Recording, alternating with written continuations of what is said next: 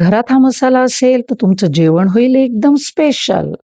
5 मिनिटात तयार होणारा कच्चा मसाला, ज्याने तुमचा रस्सा, खिचडी, मसाले भात, पुलाव यांची चव होईल एकदम सुपर. सगळं साहित्य उन्हामध्ये थोडं वाळवून घ्यायचं. मिक्सरमध्ये अर्धी वाटी धने, पाव वाटी जिरं, 4-5 दालचिनीचे तुकडे, 8-10 लवंगा, अर्धा ते पाऊण चमचा काळी मिरी आणि 4-5 वेलची. सगळं दळून घ्यायचं. आपला कच्चा सुगंधी मसाला तयार. चला आता मसाला वापरून मटार भात करूया. इथे 1.5 चमचा किसलेलं आलं, 3-4 हिरव्या मिरच्या आणि कोथिंबीर असं ठेचून घ्यायचं. 1.5 टेबलस्पून तेलात अर्धा चमचा मोहरी आणि पाव चमचा जिऱ्याची फोडणी.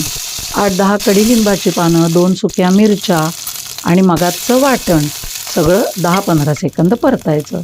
पाव चमचा हिंग, पाव चमचा हळद घालून 1.5 वाटी धुतलेले तांदूळ फोडणीमध्ये परतून घ्यायचे. हे मी सुरती कोलम तांदूळ घेतले. याच्यावरती त्याच्या दुप्पट म्हणजे 3 वाट्या गरम पाणी, 1 चमचा कच्चा मसाला, 1 चमचा गोडा मसाला, चवीनुसार मीठ आणि थोडासा गूळ घालायचा. 1.5 वाटी ताजे मटार, जेवढे तांदूळ तेवढे मटार पाण्यात घालायचे म्हणजे ते आक्रसत नाहीत. कुकरच्या 2 शिट्ट्या काढल्या की मस्त मटार भात तयार. वरती साजूक तूप आणि ओलं खोबरं घालून हे बघा, जबरदस्त टेस्ट.